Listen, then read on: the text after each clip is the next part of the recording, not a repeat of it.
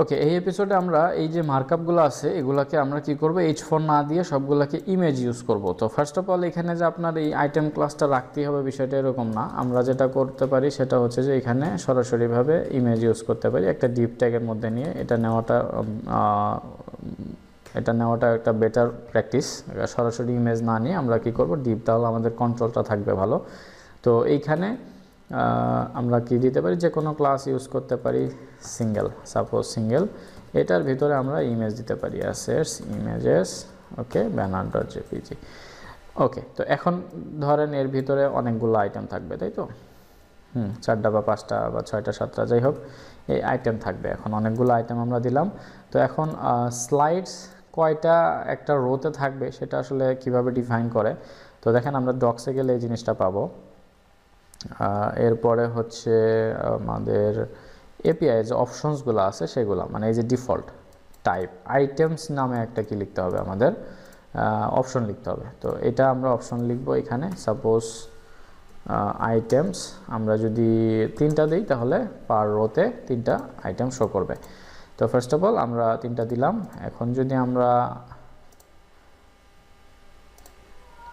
ওকে, somehow live সার্ভারে problem হয়েছে, তো যাই হোক আমরা আবার এটাকে রিস্টোর করে আবার ওপেন করলাম।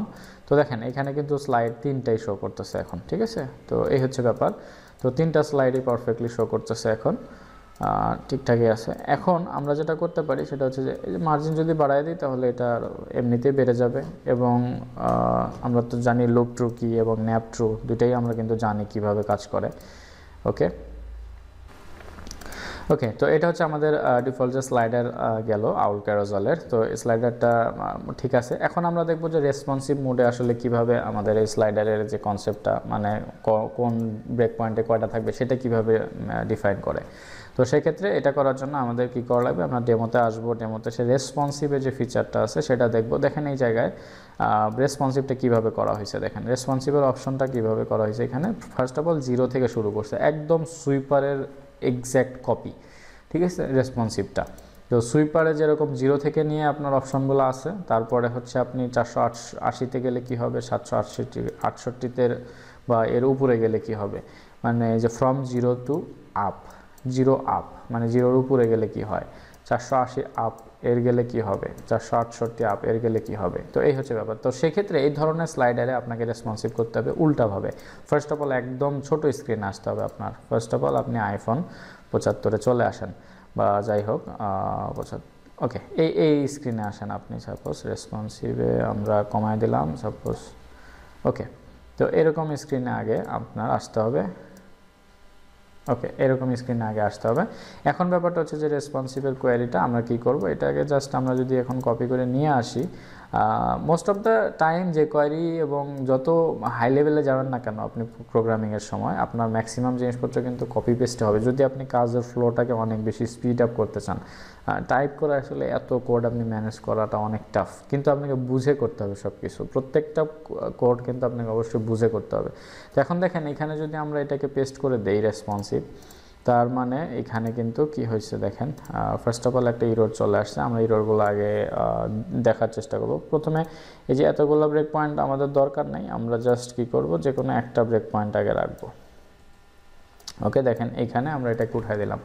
তো ওইটাই ছিল ইররের কারণ। তো দেখেন ব্রেক পয়েন্ট ফ্রম আপ, তাহলে তার মানে আমাদের কি লাগতেছে, রেসপন্সিভ নামে একটা অপশন লাগতেছে, এরপরে কোন স্ক্রিনে রেসপন্সিভ হবে সেটা আমাদের এখানে লাগতেছে। তো ফার্স্ট অফ অল আমরা এখানে কি করব, রেসপন্সিভ লিখব। অবশ্যই রেসপন্সিভ লিখে কি করতে হবে, 0-তে কত হবে সেটা লিখতে হবে, মেনশন করতে হবে এইভাবে। এবং আপনি ধরেন 768-র উপরে গেলে কত হবে, বা এই সে আপনার প্রয়োজন অনুযায়ী। সাপোজ ধরেন আমরা 0-তে আসলে কত, আমরা আইটেমস যে ভ্যালুটা আছে সেটা চেঞ্জ করবো। সাপোজ 0-তে আসলে 1, মানে স্লাইডস পার ভিউ 1 হয়ে যাবে। তো এটা 1 আছে। এখন দেখেন আপনি একদম 0-তে গেলে 1ই থাকবে। হ্যাঁ, এটা রেসপন্সিভ ইস্যু আছে, কারণ আমাদের এই নিচের জিনিসগুলোর জন্য রেসপন্সিভের সমস্যা থাকতেই পারে। তো যাই হোক, এখন কিন্তু দেখেন 1ই আছে। তো এরপরে আপনি যত বড়তেই যান না কেন আপনার সবসময় কী থাকবে, যে 1ই থাকবে, যে ইমেজে অনেক বড় হয়ে গেছে। তো এখন আপনার রেসপন্সিভ করতে হবে হচ্ছে স্ক্রিন বড় করে করে, অর্থাৎ 568 বা 500 600 পিক্সেলের উপরে যদি যান আপনি দুইটা করে দিতে পারেন। তো সেক্ষেত্রে আমরা সেম জিনিসটা কি করব, সাপোজ ধরেন 600 এখানে লিখলাম, এখানে আইটেমস হয়ে যাবে দুইটা। ওকে, তো এটা দুইটা হয়ে গেল।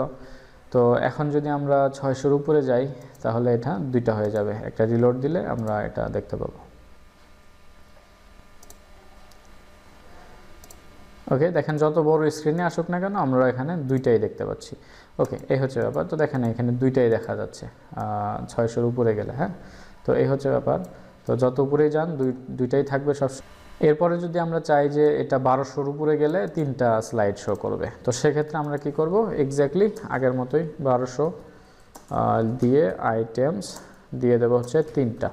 ওকে, তাহলে আমাদের কি হবে, এটা মোটামুটিভাবে 1200-র উপরে গেলে তিনটা আইটেম শো করবে, যত উপরেই যান না কেন আপনি, সেটা হচ্ছে ব্যাপার। তো এই হচ্ছে কনসেপ্ট। তো সুইপার এবং আউল ক্যারাজালের রেসপন্সিভ কনসেপ্ট হচ্ছে একরকম, আপনাকে জিরো থেকে শুরু করতে হবে, এবং স্লিকের কনসেপ্টটা হচ্ছে অন্যরকম। স্লিকে আপনাকে বড় স্ক্রিন থেকে শুরু করতে হবে। তো যাই হোক না কেন, যেটাই আমাদের কনসেপ্ট হোক না কেন, বেসিক জিনিসপত্র যেহেতু আমাদের জানা, তো সেক্ষেত্রে আমরা যে কোনো স্লাইডার ইউজ করে কিন্তু রেসপন্সিভগুলো ঠিকঠাক মতো করতে পারি। তো এই হচ্ছে ব্যাপার।